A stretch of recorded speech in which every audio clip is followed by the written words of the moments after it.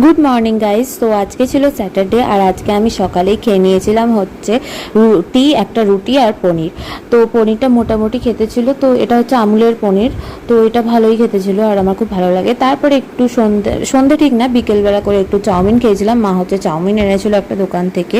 তো তারপরে হচ্ছে একটা কাকু এসেছিলো, তো সেই কাকুটা হচ্ছে আমার বাবার ছোটোবেলাকার বন্ধু, তো সে এনেছিল এই ক্যাডবেরিটা।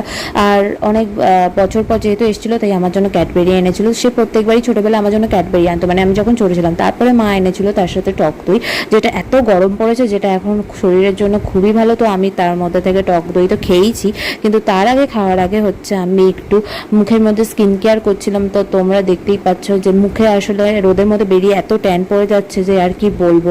তো টক দই তো খুবই হেল্পফুল, স্কিনের গ্লোটাও খুব বাড়ায়, স্কিনটাকে সফট করে। সো আমি টক দইটাকে মুখের মধ্যে মাখছি।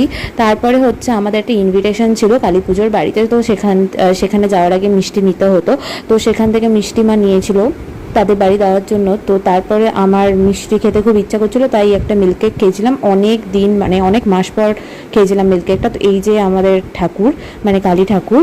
তারপরে চলো এবার তোমাদের যে আন্টিটার বাড়িতে পুজো হয়েছিল, সে হচ্ছে আমার মার স্কুলের কলিগ। তো সেই আন্টিটার বাড়িতে পুজো হয়েছিল, এবার মা আর আন্টি এখানে গল্প করছিল। তো আমরা সন্ধ্যেবেলা সবার আগে চলে গেছিলাম। তো এখানে আমরা ফুচকা খেতে একটু এসেছিলাম, কারণ ওখানে হচ্ছে গিয়ে আন্টিটার সাথে দেখা করে তো পার্সেল দিয়ে দিয়েছিল, রাতে ডিনারটা করবো ওইটা খাবারটা, সেটাও আমি তোমাদের সাথে শেয়ার করছি। তো এখানে আমি আর মা দই ফুচকা খাচ্ছিলাম, কারণ আমাদের বেরোনো হয় না, দই ফুচকাটাও খাওয়া হয় না। তো এইখানে হচ্ছে আমার পার্সেলটা ছিল, খাবারের প্যাকেটটা। তো ছিল হচ্ছে বাসন্তী পোলাও, আলুর দম আর একটা মিষ্টি।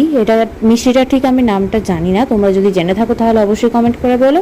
আর তো চলো এবার আমি জুয়েলারি খুলে একটু খেতে বসলাম। এই হচ্ছে আমার লুক, আমি এই গাউনটা পরেছিলাম। তো গন্ধটা তো দারুণই ছিল। আর বাসন্তী পোলাও হচ্ছে আমার খুব ফেভারিট, মানে আমার সবচেয়ে ফেভারিট বাসন্তী পোলাও। তো খেতেও দারুণ ছিল। So that's it. ভিডিওটা ভালো লাগলে লাইক শেয়ার সাবস্ক্রাইব করো।